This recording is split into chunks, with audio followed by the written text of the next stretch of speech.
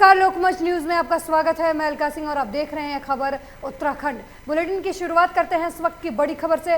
इस वक्त की बड़ी खबर देहरादून से है, जहां प्रदेश में फिर बढ़ा कोविड कर्फ्यू। राज्य में 13 जुलाई तक बढ़ा कोविड कर्फ्यू। अनलॉक प्रक्रिया के तहत सरकार ने कोविड कर्फ्यू में दी ढील। शॉपिंग मॉल 50% क्षमता के साथ खुल सकेंगे। कोविड कर्फ्यू के बाकी नियम पहले की तरह लागू रहेंगे।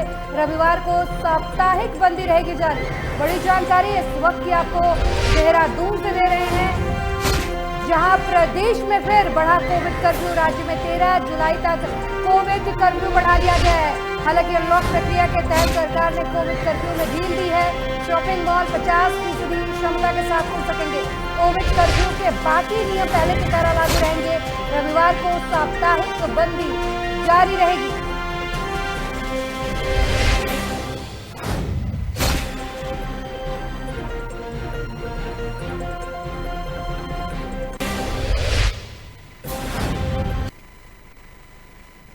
चमोली जिले के सीमांत प्रखंड जोशीमठ के ऋषि गंगा घाट स्थित आपदा प्रभावित रैणी गांव के भूस्खलन प्रभावित परिवारों को अब प्रदेश सरकार सुभाई गांव की जमीन में विस्थापित करने जा रही है, जिसके बाद से ही सुभाई गांव के लोगों का विरोध सामने आने लगा है। सुभाई गांव के ग्रामीणों ने सरकार के द्वारा उनकी जमीन पर किए जा रहे इस विस्थापन पर विरोध जताना शुरू कर दिया है। सुभाई गांव के ग्रामीणों का कहना है कि उनका गांव पहले ही अन्य 2 गांवों को अपने क्षेत्र में स्थान दे चुका है, जिसके चलते अब गांव में आबादी बढ़ रही है और जंगल जमीन और चारा पत्ती के प्राकृतिक संसाधन कम हुए हैं। ऐसे में उनका गांव अब और दबाव नहीं झेल सकता। रैणी गांव को पुनर्स्थापन करना अति आवश्यक है, इसका हम समर्थन करते हैं।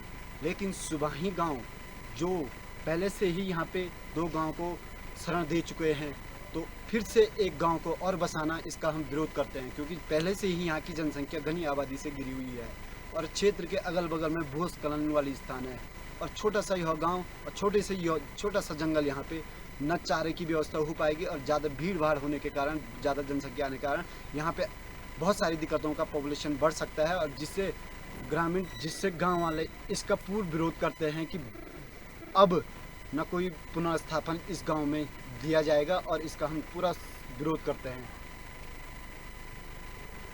चमोली के कर्णप्रयाग ब्लॉक में स्थित सोनला गांव के भोटिया जनजाति के 17 परिवार बारिश के कारण आते मलबे से दूषित पानी पीने को मजबूर हैं। ग्रामीणों ने कई बार प्रशासन से गुहार लगाई और उनके पीने के पानी की व्यवस्था ठीक किए जाने की मांग की। ग्रामीणों का कहना है कि आए दिन जल स्रोतों पर सांप और अन्य कीड़े मकोड़े दिखाई दे रहे हैं, जिसके कारण भोटिया जनजाति को पानी दूषित पीना पड़ रहा है। नगर पंचायत नंद प्रयाग में आता है और ये सोनला क्षेत्र है। इस समस्या के समाधान के लिए ग्रामीणों ने कई बार नगर पंचायत नंद प्रयाग के चक्कर भी लगाए हैं, लेकिन इनकी पानी जैसी गंभीर समस्या का कहीं निदान होता नहीं दिख रहा, जिसकी वजह से सोनला गांव के भोटिया जनजाति के परिवारों को दूषित पानी पीने को विवश होना पड़ रहा है।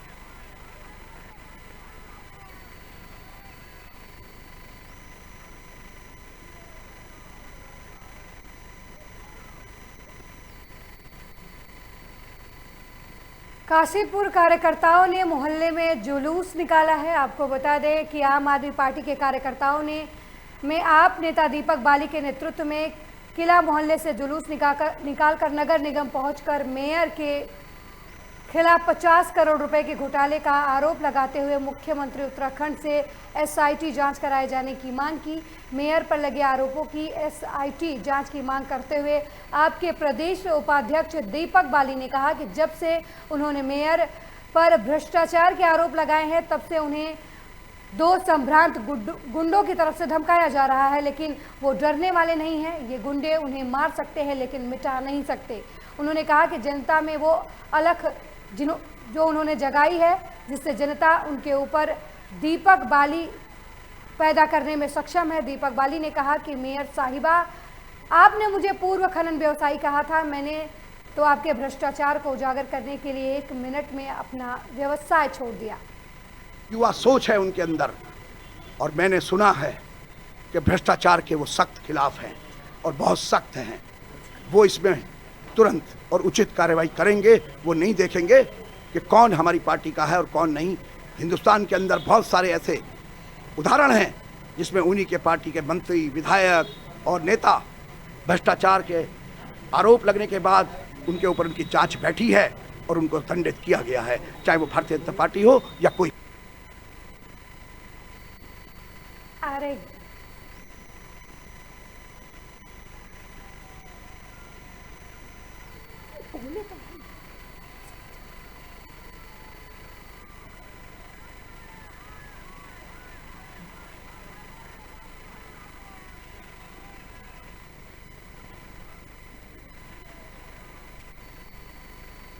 बीती 29 जून को मंगलौर कोतवाली क्षेत्र के कुमराड़ा गांव स्थित एक ईंट भट्ठे पर भट्ठा स्वामी की हुई हत्या मामले में मंगलौर कोतवाली पुलिस ने खुलासा कर दिया है। पुलिस ने हत्या को अंजाम देने वाले दोनों शूटरों को गिरफ्तार कर लिया है, जबकि हत्या का षड्यंत्र रचने वाले 7 आरोपी अभी भी फरार हैं, जिनकी धरपकड़ के प्रयास किए जा रहे हैं। मंगलौर कोतवाली में घटना का खुलासा हरिद्वार वरिष्ठ पुलिस अधीक्षक ने करते हुए बताया कि दोनों आरोपियों की निशानदेही पर घटना में प्रयुक्त 2 तमंचे, 2 खोखे और एक जिंदा कारतूस बरामद किया है।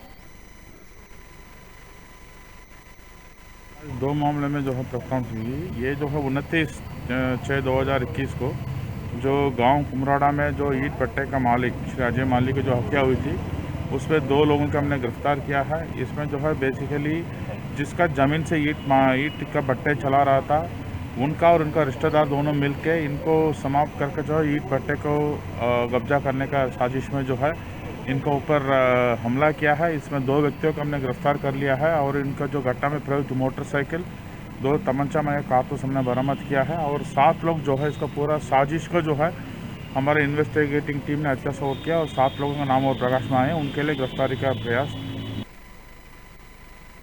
उत्तराखंड प्रदेश की सियासत में हो रहे उलट पुलट में पुष्कर सिंह धामी अब नए मुख्यमंत्री के पद पर आसीन हो गए हैं। आपको बता दें कि उत्तराखंड में लगातार 4.5 साल के अंदर तीसरी बार बीजेपी ने पुष्कर सिंह धामी के रूप में सीएम का चेहरा सबके सामने लाया है। कांग्रेस ने अब इस मामले में बीजेपी पर जनता के साथ शोषण करने का आरोप लगाया है। कांग्रेस के राष्ट्रीय सचिव और मंगलौर विधायक ने सूबे के मुख्यमंत्री बदले जाने के बाद सरकार पर जमकर बरसे। उन्होंने कहा कि चेहरा बदलकर बीजेपी अपनी नाकामी नहीं छुपा सकती और उत्तराखंड की जनता विधानसभा चुनाव में इस भ्रष्टाचार सरकार को जवाब जरूर देगी। प्रदेश में बीजेपी की पूर्ण बहुमत की सरकार बनने के बाद 5 साल बीतने से पहले ही 3 मुख्यमंत्री बदलने पड़े और इस बार सूबे की बागडोर पुष्कर धामी को सौंपी गई है। मुख्यमंत्री का चेहरा बदलने के बाद कांग्रेस ने सरकार को घेरना शुरू कर दिया है। कांग्रेस राष्ट्रीय सचिव और मंगलौर से कांग्रेस विधायक काजी निजामुद्दीन ने बीजेपी सरकार पर उत्तराखंड की जनता को ठगने का आरोप लगाया है। उन्होंने कहा कि उत्तराखंड में बीजेपी सरकार का कार्यकाल समाप्त होने से कुछ महीने बाकी हैं। 4.5 साल ऐसे खराब कर दिए इन लोगों ने कि भारतीय जनता पार्टी की सरकार डबल इंजन की सरकार कहकर आई थी और जनता ने उनको भारी बहुमत के साथ चुनाव जिताया था। 70 में से 57 विधायक इनके पास हैं, लेकिन अफसोस की बात यह है कि इन्होंने पहले दिन से ही इनका कोई विकास में दिलचस्पी नहीं थी। प्रदेश में सड़कें नहीं, बिजली की हालत बद से बदतर, अस्पतालों की हालत बद से बदतर, हम इस बात को लगातार कहते रहे कि प्रदेश में बेरोज़गारी लगातार बढ़ रही है। जो कांग्रेस के शासन में फैक्ट्रियां लगी, वो लगातार फैक्ट्रियां बंद हो रही हैं। बीजेपी सरकार में लगातार बेलगाम हो रही महंगाई को लेकर उत्तराखंड कांग्रेस के प्रदेश अध्यक्ष प्रीतम के आह्वान पर रणजीत सिंह के नेतृत्व में आज मालधन में सैकड़ों कांग्रेसियों ने पदयात्रा निकालते हुए बीजेपी सरकार और सूबे के नए मुख्यमंत्री सहित प्रधानमंत्री मोदी के खिलाफ जमकर नारेबाजी की। आपको बता दें कि एक तरफ देश कोरोना महामारी के चलते बेरोजगारी से जूझ रहा है, तो गरीब को 2 वक्त की रोटी के लिए भटकना पड़ रहा है। लगातार आसमान छू रही महंगाई ने गरीब तबके की कमर तोड़कर रख दी है। कांग्रेसियों ने पदयात्रा को संबोधित करते हुए कहा कि गरीब असहाय जनता पेट्रोल, डीजल, घरेलू गैस, सरसों का तेल और अन्य खाद्य सामग्रियों पर बेतहासा महंगाई और उत्तराखंड सरकार मुख्यमंत्री का खेल खेल रही है। बीजेपी सरकार को जनता की समस्याओं से कोई सरोकार नहीं है।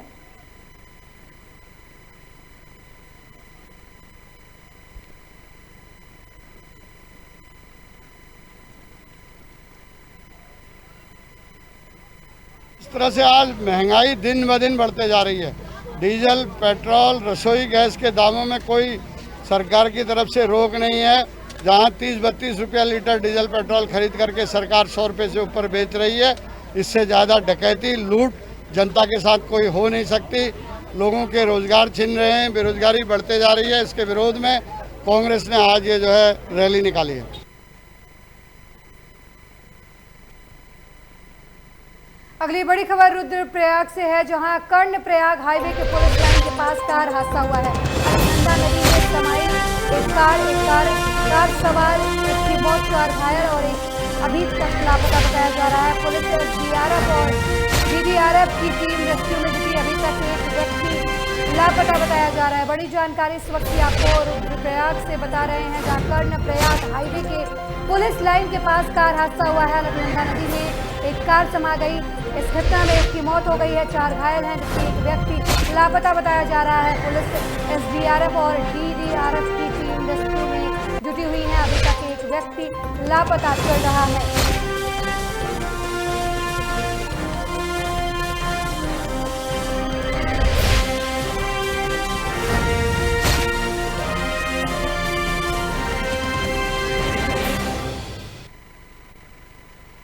वहीं रुड़की की आवास विकास कॉलोनी में अचानक ही बिजली के एक पोल में आग लग गई। आग को देखकर आसपास अफरा तफरी का माहौल पैदा हो गया, जिसके बाद स्थानीय लोगों ने क्षेत्र के पार्षद राकेश गर्ग को सूचना दी। सूचना मिलते ही राकेश गर्ग हमेशा की तरह तुरंत मौके पर पहुंचे और बिजली विभाग ने फोन कर लाइन को बंद कराया और फायर ब्रिगेड को तुरंत इसकी सूचना दी। लेकिन आग बढ़ती जा रही थी, जिसके बाद पार्षद राकेश गर्ग ने पास ही चल रहे एक भवन के निर्माण से खुद ही रेत उठाकर आग पर डालना शुरू कर दिया। इससे पहले फायर ब्रिगेड मौके पर पहुंच पाती, पार्षद ने खुद ही हीरो बनकर आग पर काबू पा लिया और एक बड़ा नुकसान होने से बचा लिया। जिसके बाद बिजली विभाग की टीम मौके पर पहुंची और लाइन को ठीक कर घंटों बाद बिजली को सुचारू रूप से चालू कराया। पार्षद के द्वारा खुद ही आग पर काबू पाने के इस कार्य की पूरे शहर में चर्चा हो रही है, जिस कारण पार्षद की हर तरफ तारीफ हो रही है। 4 जुलाई यानी कि कल शाम को मेरे पास एक फ़ोन आया। कॉलोनी वाले किसी व्यक्ति का फ़ोन था। उन्होंने कहा कि खंभे पे आग लग गई है, तुरंत जो है आप इसको बंद कराइए, पूरी सप्लाई जो चल रही है, हादसा बड़ा हो सकता है। तो मैंने तुरंत जय साहब को फ़ोन किया और उनसे कहा कि आप तुरंत सप्लाई बंद कीजिए और मौके पे आदमी भेजिए। और उन्होंने तुरंत सप्लाई बंद कर दी और मैं भी मौके पे पहुंचा। तो जो पोल था उसमें नीचे से लेकर ऊपर तक पूरी तरह से वो जल रहा था, तो वहाँ कोई उसके नज़दीक नहीं जा रहा था। तो मैंने वहाँ पे निर्माण एक चल रहा था, वहाँ से रेत उठा के उस पर डालना शुरू किया और पूरी तरह से रेत डाला और फिर पानी का जो व्यवस्था थोड़ी बहुत हुई, पानी से वो। शक्ति फार्मा में बालिकाओं पर हो रहे अत्याचार के खिलाफ भारी विरोध प्रदर्शन शुरू हो गया है, जिसमें पूर्व विधायक नारायण पाल ने महिलाओं और जनता की समस्याओं को सुनते हुए कहा कि महिलाओं को अक्सर पुरुषों से उत्पीड़न की घटनाएं सुनने को मिलती है। महिलाएं कहीं अकेली नहीं जा सकती, अगर उन्होंने किसी का विरोध किया तो उनका उत्पीड़न होता है। महिलाओं ने पूर्व विधायक से बालिकाओं की सुरक्षा के लिए कानून का आग्रह किया, साथ ही खुद अपनी रक्षा के लिए जागरूकता अभियान भी शुरू किया। गांव 2 नंबर जयंत नगर जेल कैंप में ये आए हैं, ये बताना चाह रहे हैं कि हमारे महिलाओं के साथ क्या उत्पीड़न होती है, तो और लड़कियों के साथ क्या छेड़छाड़ होती है, उनके विषय में ये बताना चाह रहे हैं। और ये आगे से ना हो, कोई ऐसी गलती ना करे, मतलब ऐसी गलती कभी ना हो, और जो अपराध करता है उसे सज़ा मिलनी चाहिए। और हम जो शिक्षित महिलाएं हैं, लड़कियां हैं, इनको जॉब नहीं मिलती हैं, कोई रोज़गार नहीं मिलता है, तो इनके लिए रोज़गार की व्यवस्था की जाए। तो मैं इन्हें विश्वास दिलाने आया था। देखो, नशे के खिलाफ यहाँ माहौल बनाना ज़रूरी है, और महिलाओं के उत्पीड़न में जो दुराचार हो रहा है, बलात्कार हो रहा है, अगर जिसकी लड़की के साथ बलात्कार हो जाए उसका जीवन बिल्कुल ख़त्म हो जाता है, तो ये ऐसे देखने में आता है। लेकिन प्रशासन संवेदनाहीन है और कोई भी ऐसा कठोर कदम नहीं उठा रहा है। यहाँ घटनाएं हो रही हैं। सिडकुल में हमारी जो माताएं बहनें काम करने जाती हैं, रास्ते में गुंडे लोगों के वो शिकार भी होती होंगी। अभी ऐसा मामला। वरिष्ठ पुलिस अधीक्षक के निर्देश पर जिले में पुलिस द्वारा नशा माफियाओं के खिलाफ अभियान चलाया जा रहा है और नशा कारोबारियों पर छापेमार कार्रवाई की जा रही है, जिससे नशा माफियाओं में हड़कंप मचा हुआ है। वहीं जसपुर कोतवाली पुलिस ने वाहन चेकिंग के दौरान एक युवक को स्मैक के साथ गिरफ्तार किया है। युवक के पास से 6 ग्राम स्मैक बरामद हुई है और युवक पर मुकदमा दर्ज कर उसे जेल भेज दिया गया है।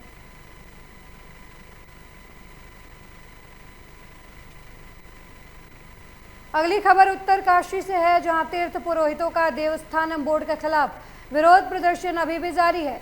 प्रदेश में नए मुख्यमंत्री के शपथ ग्रहण के बाद भी तीर्थ पुरोहितों ने अपने आंदोलन को जारी रखा है। तीर्थ पुरोहितों ने मुख्यमंत्री को साफ शब्दों में चेतावनी देते हुए कहा कि अगर सरकार तीर्थ पुरोहितों की मांग पर अब भी ध्यान नहीं देती तो फिर ये तीर्थ पुरोहितों का श्राप आगे भी बरकरार रहेगा, जिसमें इस तरह की राजनीतिक अस्थिरता बीजेपी के भीतर भी फैलती रहेगी।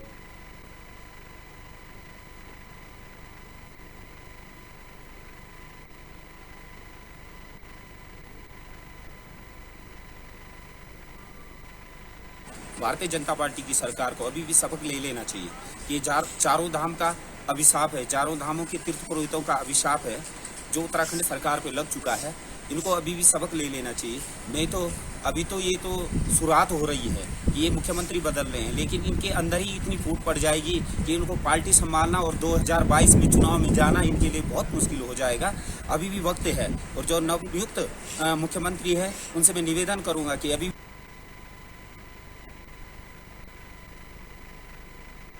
नगर निगम द्वारा उखाड़ी गई सड़कों को ठीक कराने की मांग को लेकर पार्षदों ने जल निगम कार्यालय का घेराव किया। साथ ही सड़कें ठीक नहीं होने तक भूख हड़ताल करने की भी चेतावनी दी। धरना प्रदर्शन करते हुए पार्षदों ने जमकर नारेबाजी की और निगम के अधिकारियों के साथ साथ सांसद और विधायक पर भ्रष्टाचार का आरोप लगाते हुए कहा कि सड़कें फटी होने की वजह से लोगों का गुजरना मुश्किल हो गया है। वहीं इस मामले में जल निगम के परियोजना प्रबंधक इंजीनियर पीके अग्रवाल ने कहा कि कंपनी का पेमेंट न होने की वजह से कंपनी ने कार्य रोक दिया है, जिस पर उच्च अधिकारियों से बात कर जल्द ही सुचारू रूप से काम शुरू कराया जाएगा।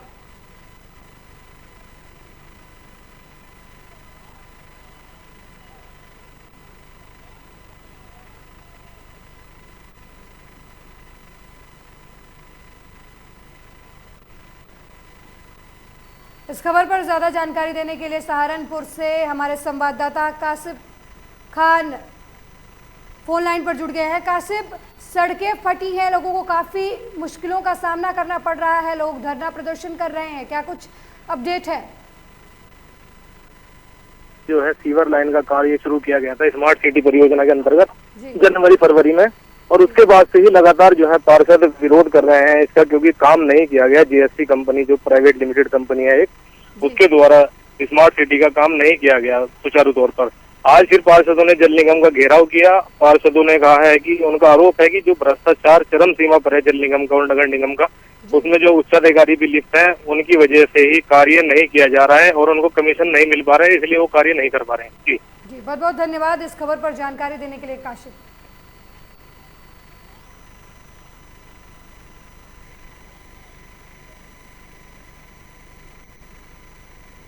अगली बड़ी खबर गाजियाबाद से है, जहां जिम करने वाले लड़कों पर खुलेआम अवैध हथियारों से गोली चलाई गई। थाना मुरादाबाद नगर में आर्यन यादव ने जान से मारने की धमकी दी।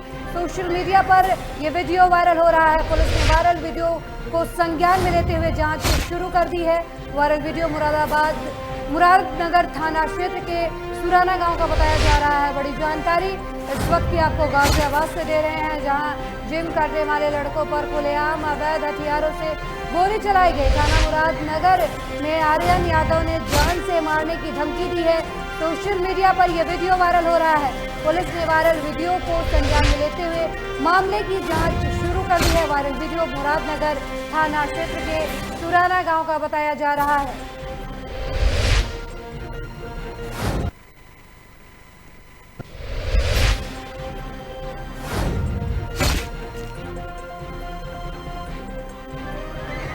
इस खबर पर ज्यादा जानकारी देने के लिए गाजियाबाद से हमारे संवाददाता आकाश फोन लाइन पर जुड़ गए हैं।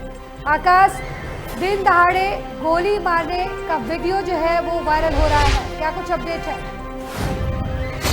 सुराना थाना मुरादनगर क्षेत्र का मामला है और अवैध हथियार जिस तरीके से ये इन्हें बेघर होकर जो हथियार लहराते हुए लोग दिख रहे हैं और मारपीट का भी पूरा मामला सामने है। सोशल मीडिया में वायरल होने के बाद प्रशासन जागा है और प्रशासन ने जल्द इन्हें पकड़ने की कार्रवाई शुरू की है। जी बहुत बहुत धन्यवाद आकाश इस खबर पर जानकारी देने के लिए।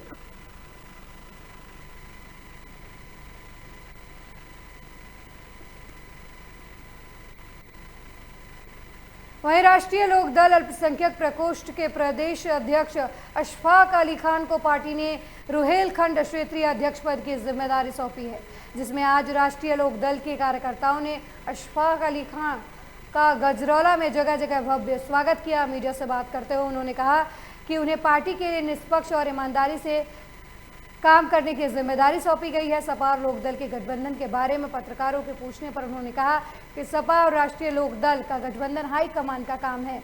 जो आदेश उन्हें मिलेंगे उसके लिए वो निष्पक्ष कार्य करेंगे।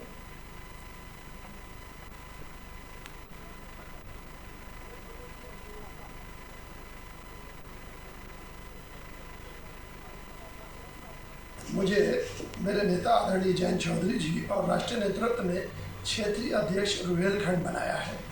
इसमें 7 जनपद हैं। इसमें पार्टी के लिए पूरी जिम्मेदारी से काम करना होगा मुझे, और ये पद मेरे नेताओं ने बड़ी जिम्मेदारी से और मुझ पर यकीन करते हुए दिया है। मैं उसका निर्वहन पूर्ण रूप से करूँगा।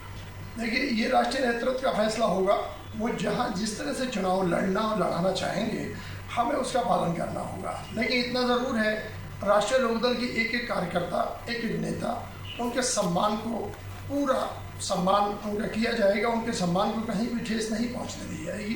राष्ट्रीय लोकदल के माननीय राष्ट्रीय अध्यक्ष आदरणीय जयंत चौधरी द्वारा जो जिम्मेदारी हमारे क्षेत्र के लोकप्रिय पूर्व विधायक आदरणीय अशफाक अली खान साहब को दी गई है, उसकी उपलक्ष्य में हम उनका स्वागत आज कर रहे हैं। पूरे पश्चिम क्षेत्र का अध्यक्ष इन्हें बनाया गया है। ये हमारे जनपद के लिए गर्व की बात है और इससे राष्ट्रीय लोकदल को जनपद में भी ज्यादा जानकारी देने के लिए हमारे संवाददाता इरशाद अमरोहा से फोन लाइन पर जुड़ गए हैं। इरशाद, राष्ट्रीय लोकदल अल्पसंख्यक प्रकोष्ठ का अध्यक्ष अशफाक अली खान को बनाया गया है, क्या कुछ अपडेट है? मैं अलका जी मैं आपको बता दूं, अशफाक अली खान बीते काफी समय से राष्ट्रीय लोकदल अल्पसंख्यक प्रकोष्ठ के प्रदेश अध्यक्ष के पद पर कार्य कर रहे थे, लेकिन आज पार्टी ने उन्हें एक बड़ी जिम्मेवारी के साथ अशफाक अली खान एडवोकेट को रुहेलखंड क्षेत्रीय अध्यक्ष पद की जिम्मेवारी भी सौंपी है, जिसमें गजरौला में जो राष्ट्रीय लोकदल के कार्यकर्ता हैं उन्होंने अशफाक अली का जगह जगह भव्य स्वागत किया है। और मीडिया से बात करते हुए अशफाक अली खान ने पूर्ण भरोसा जनता को दिलाया है कि मैं पार्टी ने जो पार्टी की मेरी तरफ से अपेक्षाएं हैं मैं उन पर पूर्ण तरीके से खरा उतरूंगा। और अलका जी, साथ में अशफाक विधायक जी का ये भी कहना है कि अशफाक विधायक ने कहा है कि मैं 2022 में जो विधानसभा चुनाव है उस पर राष्ट्रीय लोकदल का परचम लहराने में पूर्ण अपना योगदान रखूंगा, ईमानदारी के साथ काम करूंगा। उन्होंने ये भी कहा और भारतीय जनता पार्टी पर भी उन्होंने निशाना साधा है। उन्होंने कहा है कि भारतीय जनता पार्टी 2022 में आरएलडी और सपा मिलकर इनका सूपड़ा साफ कर देगी। जी अलका जी, बहुत बहुत धन्यवाद इरशाद इस खबर पर जानकारी देने के लिए।